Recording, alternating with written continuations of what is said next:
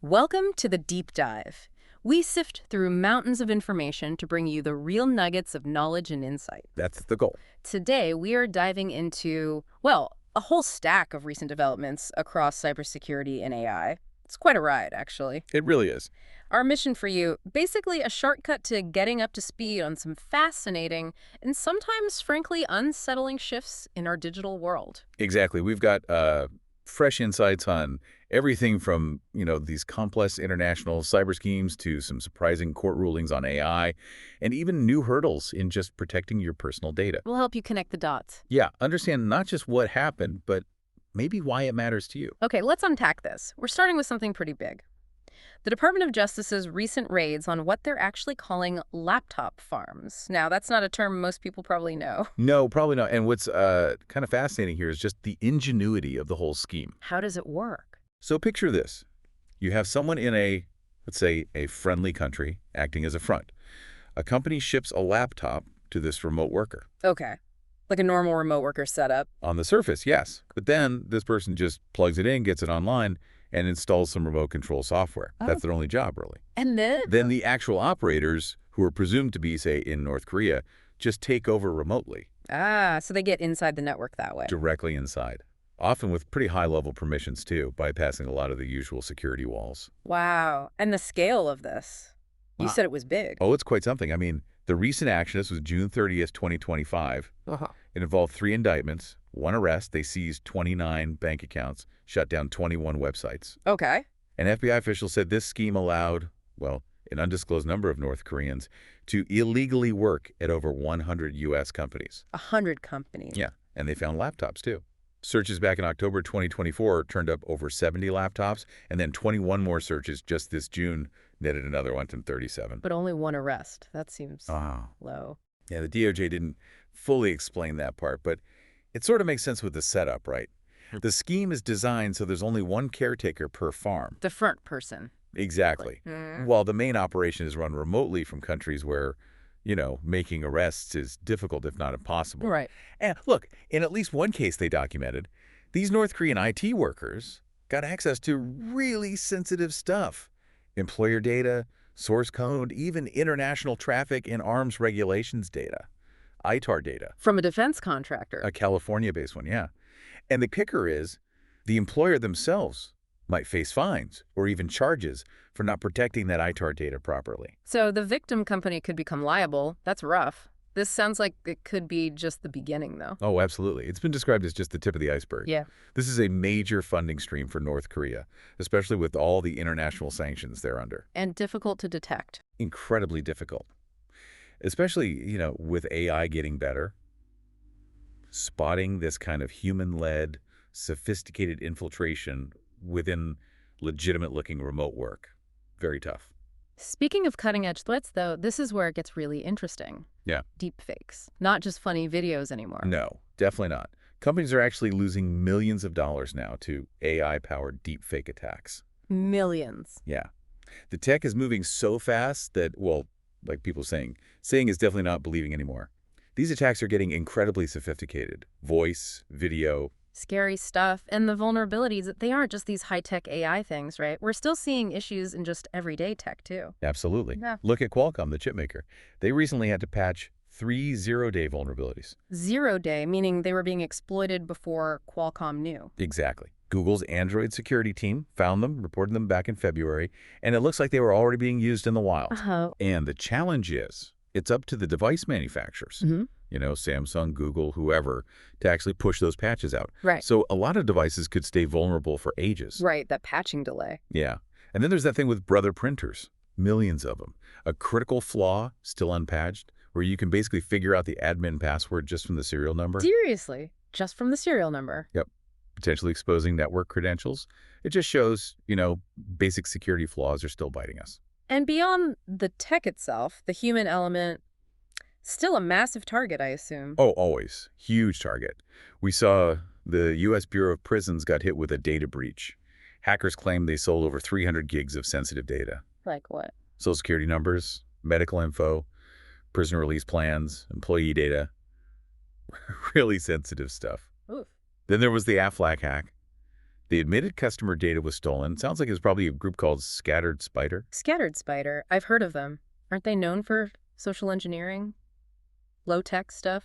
Exactly. Very good at tricking people. Mm. AFLAC is offering this medical shield monitoring now, which tells you something about the data they think was taken. Health insurance, medical records. Right.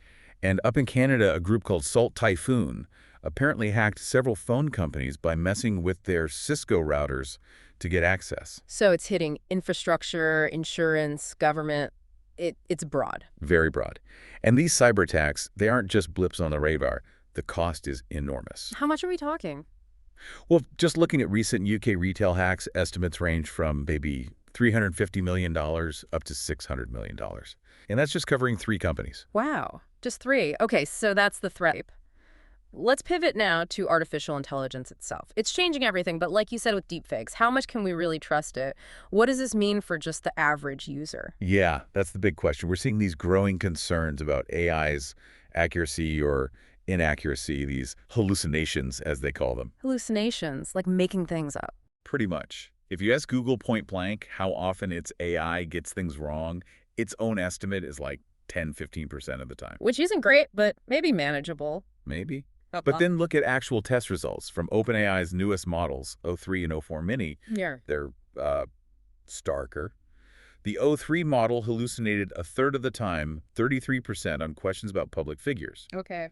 And over half the time, 51% on just short, fact-based questions, simple facts. 51% wrong. Yeah, and the newer O4 Mini, even worse. 41% on public figures, and a staggering 79% wrong on short facts. 79%, Yeah. That's almost always wrong. It's basically a coin toss, maybe worse. It's a huge red flag if you're just asking it a question and expecting truth. And this isn't just in the lab, right? We're seeing this pop up in the real world. Oh, yeah. The Guardian had a story where WhatsApp's AI helper gave someone the completely wrong phone number for a train helpline. Oh, dear. And when the user called it out, the AI just tried to change the subject, then gave contradictory answers. Classic AI weirdness. Doesn't inspire confidence. No. And look, Gartner predicts that by the end of 2027, something like 40% of these agentic AI projects. Agentic AI, Yeah. meaning AI that acts on its own. Yeah, AI designed to act autonomously, make decisions, take actions for you. Gartner thinks over 40% of those projects will just be canceled. Why? Rising costs, unclear business value, or just not enough risk management. And Carnegie Mellon found that for tasks involving multiple steps, AI only successfully completes them, maybe 30–35% of the time. Okay, this sounds like a real Debbie Downer for AI. But you mentioned earlier it works for some people. It does. It's not black and white. Yep. AI can work incredibly well if you're already an expert in what you're asking about. Quite so. Because you know how to frame the questions, the prompts correctly. You know how to set the AI up for success. And critically, you can spot when it hallucinates because you already know the subject. Ah, so you can filter the nonsense. Exactly. The average user, though, they often just type a question and expect a perfect answer. And that's, where the trouble really starts. That makes sense. Okay, this brings us to a really fascinating clash over data. This is where it's really interesting. Cloudflare, right? The big internet infrastructure company. They took a very public stand against the Supreme Court recently. They did. And it raises a huge question about intellectual property and AI training data. What was the core issue?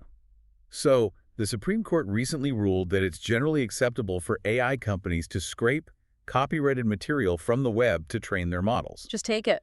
Essentially, yes. Cloudflare fundamentally disagrees.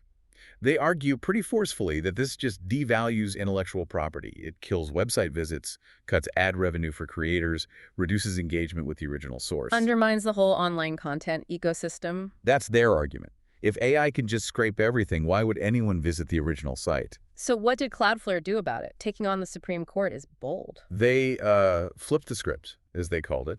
See, since late last year, Cloudflare customers had an option to manually block AI bots from scraping their sites. Okay, an opt-out. An opt-out that you had to actively enable. And guess what? Over 1 million sites did enable it. But that was still less than 5% of their total customer base. Most people didn't bother or didn't know. Right, inertia. Exactly. So now, Cloudflare has reversed the default. Customers now have to actively opt in if they want to allow AI companies to scrape their data. Ah, so the default is now blocking AI scraper. Precisely. which leaves the AI companies with, let's say, less desirable options, like scraping social media feeds where the data quality is, Oh, well, variable. let's just say, not exactly great. And Cloudflare is quite clear.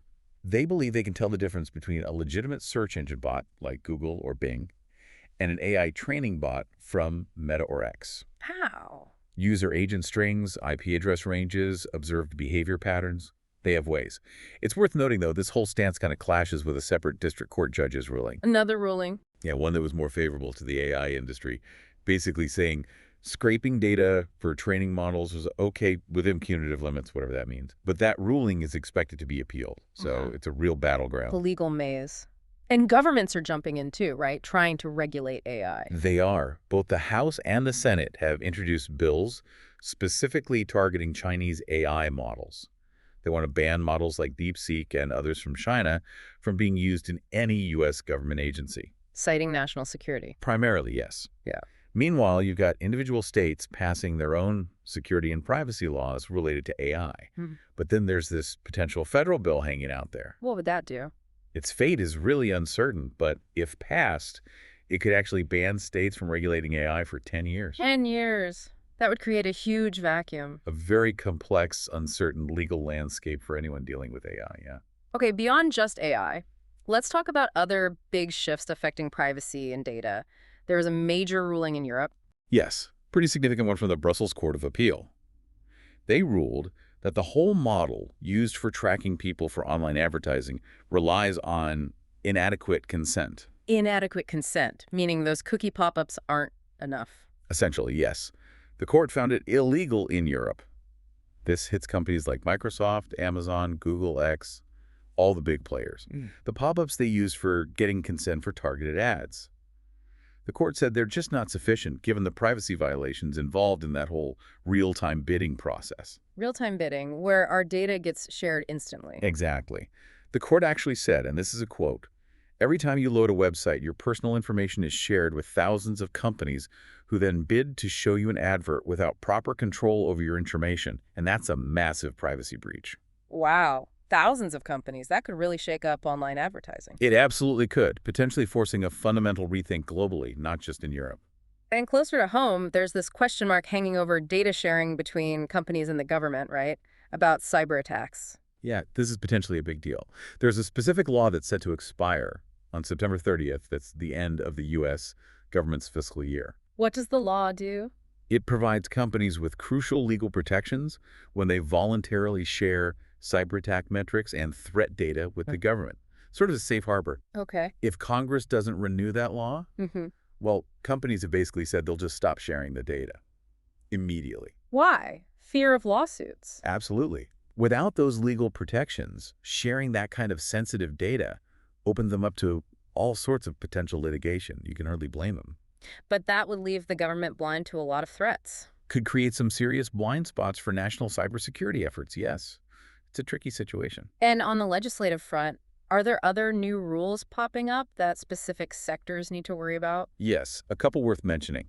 Healthcare providers, especially in Texas, need to pay attention to Texas Senate Bill 1188. What's in that one? A key part is a requirement that patient data, even if it's stored in the cloud, must physically reside within the U.S. Not just be protected, like HIPAA requires, but actually stored here. Exactly. HIPAA focuses on protection, wherever it is.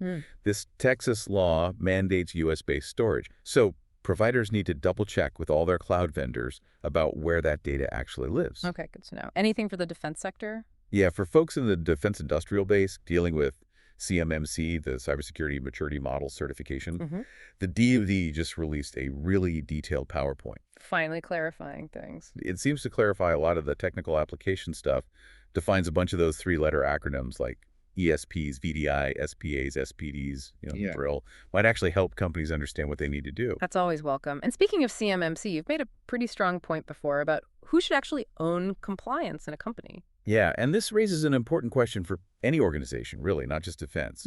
CMMC compliance, or any major compliance effort. It's just not an IT problem. Not IT's job. Well, IT implements it, sure. But for the program to actually succeed, the ultimate responsibility, the ownership, It has to sit with a business executive, Yeah. someone who gets the business risk, who can allocate resources, who understands the strategic implications, not just the tech folks. So leadership buy-in and ownership, not just delegation to IT. Precisely. It's Well, fundamental. okay, finally, let's just touch on a couple of other, maybe slightly random, but interesting developments that kind of show the breadth of all this digital stuff. Sure. There was that report about Israel advising its citizens to disconnect security cameras Right. because Iran reportedly hacked into Israeli security cameras specifically to help target their missiles. They could apparently see where the missiles were landing and then adjust the trajectories for the next ones. Using home security cameras for missile targeting, that's chilling. It really is. Shows how even mundane connected devices can become, critical national security vectors. Iran's simpler solution, by the way. Apparently, they just turned off the internet during attacks. Huh. Lower tech, maybe more effective sometimes. What else? Well, Microsoft is extending Windows 10 support again because basically it just won't die. Still popular. Hugely. Something like 53% of the market is still on Windows 10 compared to maybe 43% for Windows 11. So Microsoft's giving in. For consumers, yeah, they can get one more year free or pay like $30 after that. Businesses, though, they'll pay a fee that doubles every year. So it's definitely still time to think about moving off Win 10 if you haven't. Good advice. Anything else catch your eye? Oh, just that robo-taxis are apparently already here and having the anticipated issues, like speeding and slamming on the brakes when they see police cars. Just like human drivers. Pretty much. And that scattered spider group we mentioned, the ones linked to the Aflac hack, they're now apparently targeting the aviation and transportation sectors, airlines included. So, still active, still evolving their targets. Seems like it. Always something new. Wow. Okay, what a deep dive that was. Into a world that is just constantly shifting. We've hit on state-sponsored hacking, AIs, truthfulness problem, big fights over data ownership, critical policy changes. Yeah, stepping back, if you connect all these dots, Yeah. what really stands out is just the sheer speed of evolution. Both the threats and the countermeasures in this digital landscape are changing so fast. Right. And it just underscores how critical it is now to really understand where your information actually lives, who has access to it, how it's being used or scraped. Basic digital literacy is now survival. Pretty much. Critical thinking, verification. These aren't just good practices anymore. They're essential skills when you're swimming in this much information and misinformation. Which really raises an important question for everyone listening. Given this increasing sophistication of digital deception, we talked about deepfakes, these laptop farms, and these ongoing battles over who owns your data, who gets to use it, your privacy, how do you verify what's true anymore in a world where, as you said, saying is not believing? What steps do you take to protect your own digital footprint when even the basic ways we give consent online are being fundamentally challenged? Something to definitely mull over until our next deep dive.